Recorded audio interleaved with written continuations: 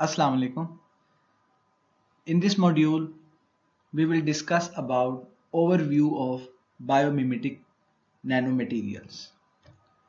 Biomimetics, also known as bionics, biognosis, or biomimicry, is the use and implementation of concepts and principles from nature to create new materials, devices, and systems.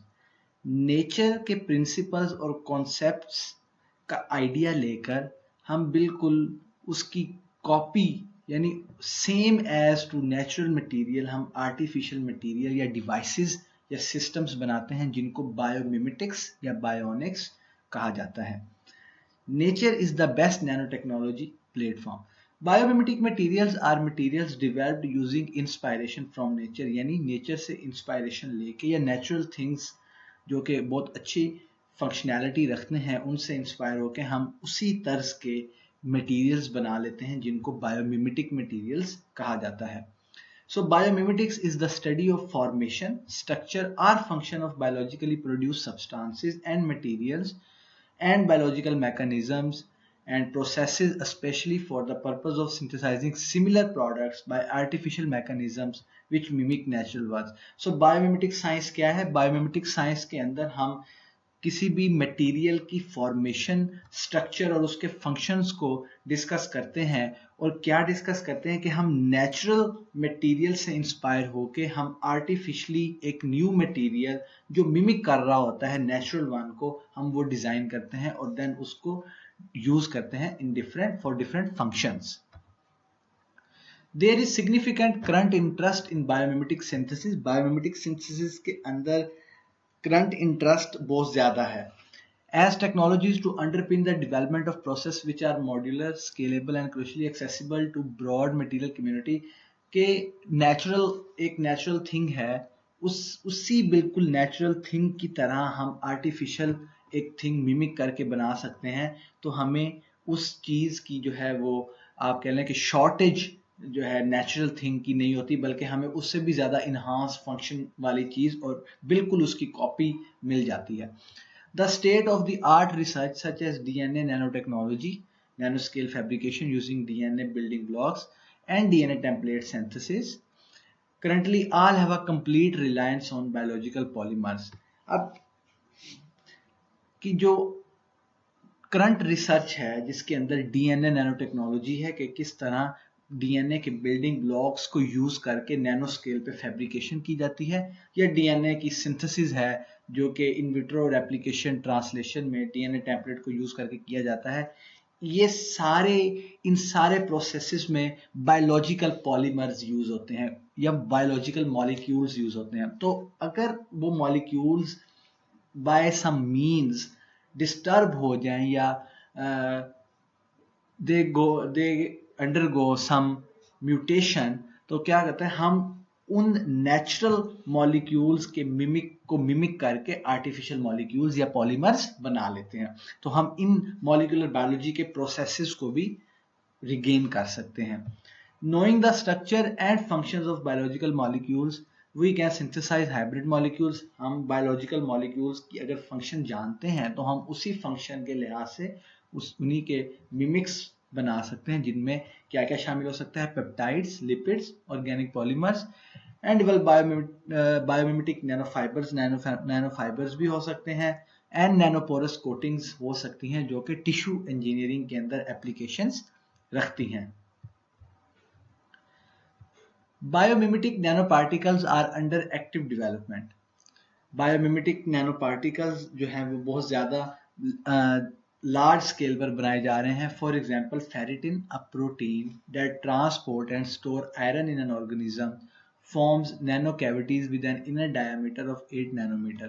Ferritin एक protein है जो body के अंदर iron की storage और transport में help करती है. वो नैनो कैविटीज बना लेती है. तो इन नैनो कैविटीज के अंदर डिफरेंट टाइप के nano particles having different functionality वो इनकैप्सुलेट हो सकते हैं. So magnetic nano particles of iron oxide and cobalt oxide with a mean size of 6 nanometre can be encapsulated in these nano cavities.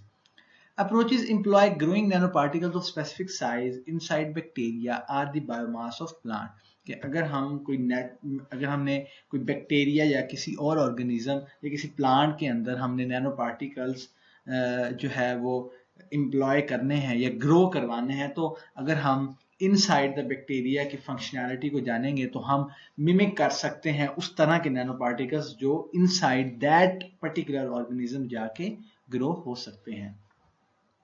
Metal salts are added to these biological objects, and after biocatalytic reduction to metals they form nanoparticles. Metal salts add किए जाते हैं इन biological objects में जो after catalytic reduction convert हो जाते हैं nanoparticles में. Method of growing metallic nanoparticles in plants by adding metal salts to the irrigation water have been described. Nanoparticles are formed in the stems and other parts of the plant and can be extracted.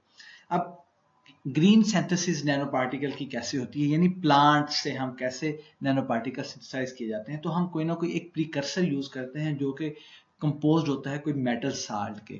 जब हम वो metal salt add करते हैं तो plants के अंदर कुछ oxido रिडक्टेजेस enzymes होते हैं, they help in conversion of that precursor into a specific nano particle, और ये नैनो पार्टिकल स्टेम्स में और अदर पार्ट्स ऑफ प्लांट्स में से बन सकते हैं और एक्सट्रैक्ट किए जा सकते हैं.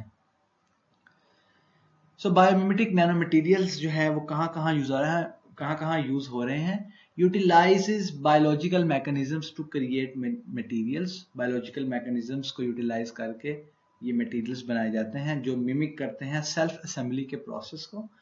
Using single biological unit as a building block along with inorganic materials. Single biological unit को as a building block along with inorganic materials use करके बनाया जाता है. Mimics biology at the molecular level, के मॉलिक्यूलर लेवल पर, जिस तरह we have discussed previous slide के कुछ कोपॉलीमर्स या कुछ ऐसे बायोलॉजिकल मॉलिक्यूल्स होते हैं जो कि सेल के डिफरेंट फंक्शंस में इन्वॉल्व होते हैं, जैसे कि ट्रांसक्रिप्शन है, ट्रांसलेशन है, तो उन मॉलिक्यूल्स को भी हम मिमिक करके उनको हम just as like natural ones हम उनको डिजाइन कर सकते हैं. Synthesizing structure that mimic biological structures. Atom precise manipulation yields composite materials and nanoscale structure with desirable properties. यानी अगर हम किसी मटेरियल को बिल्कुल एटॉमिक स्केल पे जाकर इंजीनियर करें तो उसके अंदर नॉवल प्रॉपर्टीज या डिजायरेबल या जो the properties of our interest होंगी वो उसमें ऐड हो जाएंगी. Parallel self-assembly process achieve precision with high speed and reproducibility. और parallel जो self assembly process है उससे हम high speed precision और reproducibility achieve कर सकते हैं. Now in this last slide we will see that the dawn of biomimetic research. Biomimetic research जो है वो हर लेवल पर की जा रही है, चाहे वो सेंटीमीटर स्केल है, मिलीमीटर स्केल है, माइक्रोमीटर स्केल है या नैनोमीटर स्केल है. मैकेनिकल बायोमिमेटिक्स बनाए जा रहे हैं जिनके अंदर इंसेक्ट लाइक रोबोट्स हैं, मेम्स सेंसर्स हैं जो कि मिमिक करते हैं नेचुरल सेंसर्स को, और नेक्स्ट जनरेशन बायोमिमेटिक्स जो है डिज़ाइन किए जा रहे हैं जिनके अंदर आर्टिफिशियल मसल्स क्रिएट किए जा सकते हैं. और